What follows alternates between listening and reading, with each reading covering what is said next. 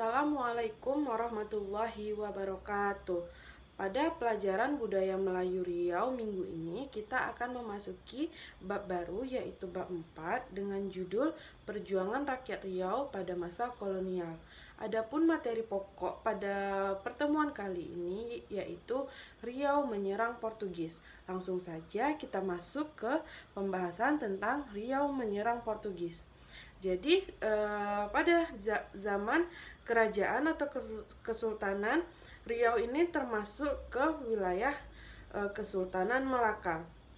Jadi Kesultanan Melaka ini termasuk sebagai kesultanan yang besar, termasuk sebagai negara yang kuat dan juga makmur pada abad ke-15 setelah kerajaan Majapahit dan juga Sriwijaya.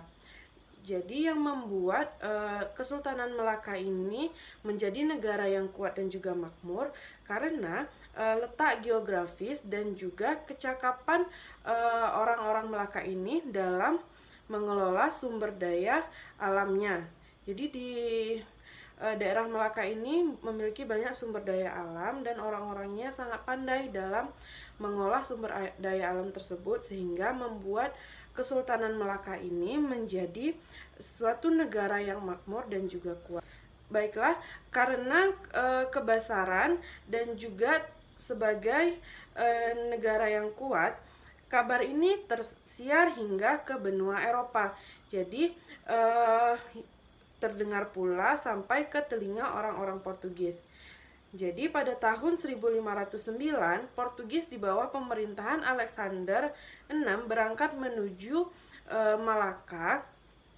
Jadi dalam perjalanan ini mereka tidak ada halangan atau hambatan apapun karena Portugis ini termasuk negara yang kuat dan juga memiliki angkatan laut yang kuat pula, sehingga perjalanan mereka dari Portugis ke Malaka tidak ada halangan apapun. Nah, pada tahun 1511, Portugis melakukan penyerangan kepada Melaka.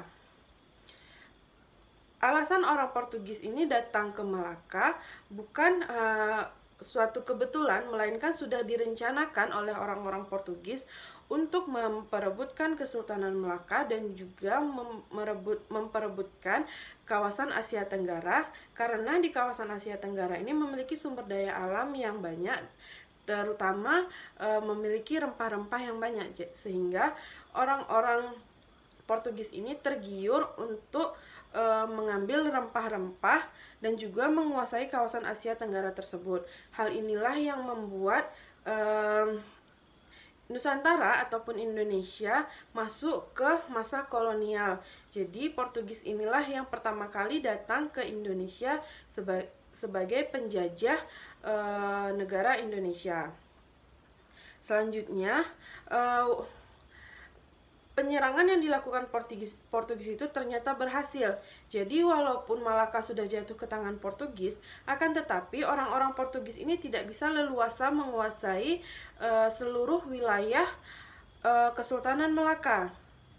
Dikarenakan daerah-daerah sekitar atau daerah-daerah wilayah Kesultanan Melaka ini tidak tinggal diam.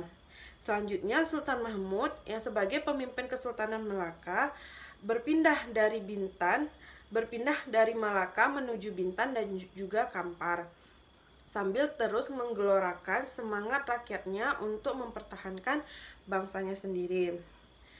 Selanjutnya, Sultan Mahmud dari Melaka yang lolos ketika ibu kotanya jatuh menjadikan Pulau Bintan sebagai pusat pemerintahan dan juga sebagai markas besarnya, dan menggunakan angkatan laut yang dia miliki dalam usaha untuk memotong Malaka dari semua perdagangan ke Nusantara. Nah, selanjutnya bisa dikatakan bahwasannya rakyat Riau lah yang pertama kali melakukan penyerangan kepada orang-orang Portugis. Jadi daerah yang melakukan penyerangan itu ada Gasip yang dari Kota Siak dan juga Indragiri. Jadi daerah Gasip ini dipimpin oleh Sultan Husein, sedangkan wilayah Indragiri dipimpin oleh Narasingha II. Bergabung Kedua daerah tersebut bergabung dengan Laskar Melayu di bawah kendali Hang Nadim yang dikirim oleh Sultan Mahmud dari Bintan. Jadi pada tahun 1512 atau setahun setelah kejatuhan Melaka ke tangan Portugis, mereka bersama-sama mengatur strategi bagaimana cara untuk mengembalikan Kesultanan Melaka dan melakukan penyerangan ke orang-orang Portugis. Tidak hanya daerah Gasip, Bintan, dan juga Indragiri yang melakukan penyerangan dan bergabung dengan Laskar Melayu.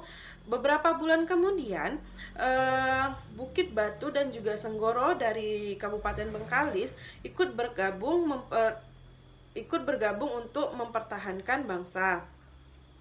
Nah, kelima daerah tersebut menyerang Melaka melalui pesisir Riau pada tahun 1512 dengan titik temu di Muar Johor. Akan tetapi, serangan yang mereka lakukan itu berhasil dipatahkan oleh orang-orang Portugis di bawah kepemimpinan Fernão Pérez de Andrades.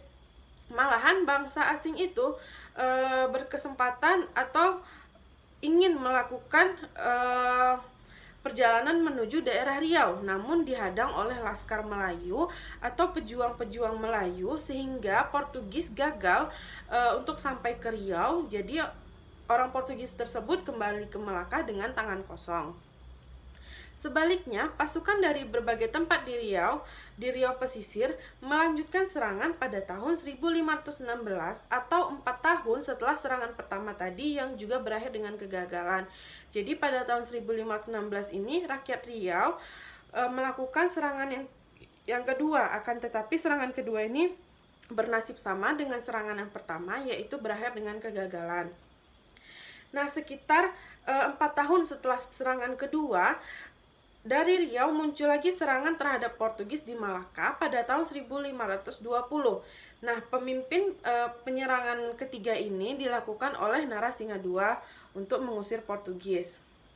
Strategi Narasingha II menyerang orang-orang Portugis yaitu mengepung pusat kerajaan yang diduduki oleh orang Portugis diiringi dengan perang sosoh. Jadi perang sosoh ini adalah perang satu persatu yang dilakukan antar laskar atau antar pejuang. Akibat perang sosoh ini banyak berjatuhan korban-korban baik dari orang-orang Portugis maupun dari Laskar Melayu. Akan tetapi Narasingha II menarik pasukannya ke Bintan. Jadi penyerangan ketiga ini ditarik kembali oleh Narasingha II,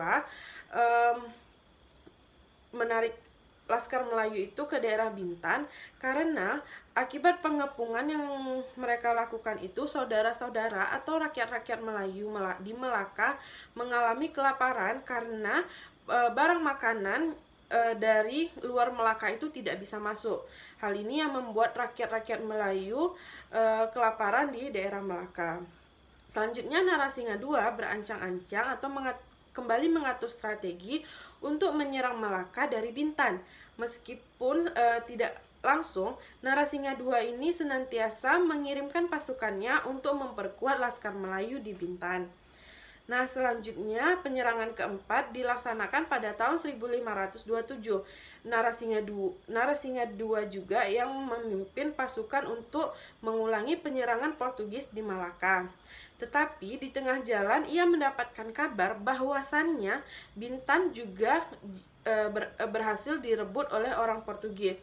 Jadi Bintan ini juga telah jatuh ke tangan Portugis. Sejalan dengan itu, Sultan Mahmud yang pindah dari Bintan lalu memindahkan pemerintahan dan juga markas besarnya ke daerah Kampar karena Bintan tadi sudah jatuh ke tangan orang Portugis. Nah, merasa di atas angin atau merasa sudah besar kepala, Portugis ingin mengekalkan dominasi mereka di Selat Melaka karena Selat Melaka ini termasuk selat yang dihubungkan dengan banyak kawasan strategis. Mereka membumi dan juga orang-orang Portugis ini membumi hanguskan pusat-pusat perlawanan yang terus membara seperti di daerah Gasip, Bukit Batu, dan Bengkalis pada tahun 1537. Akan tetapi rencana atau penyerangan yang dilakukan oleh orang Portugis itu tidak semuanya berhasil, karena ketika Portugis menyerang Aceh pada tahun 1547, Siak, Bukit Batu, dan Bengkalis bangkit kembali dengan menggabungkan diri ke dalam pasukan Aceh untuk mempertahankan hak sesama saudara mereka atas tanah dan marwah dan tumpah darah. Jadi orang-orang atau daerah yang di bumi hanguskan oleh orang-orang Portugis tadi menyatukan kekuatannya dengan rakyat Aceh untuk kembali menyerang Portugis, karena untuk mengambil kembali tanah dan juga harga diri, dan juga membalaskan dendam atas tumpah darah yang telah orang-orang Portugis lakukan. Baiklah, sekian materi untuk hari ini. Jangan lupa mengerjakan soal-soal yang sudah ada di psikologi dan juga memahami modul yang telah disediakan. Saya akhiri dengan Assalamualaikum warahmatullahi wabarakatuh.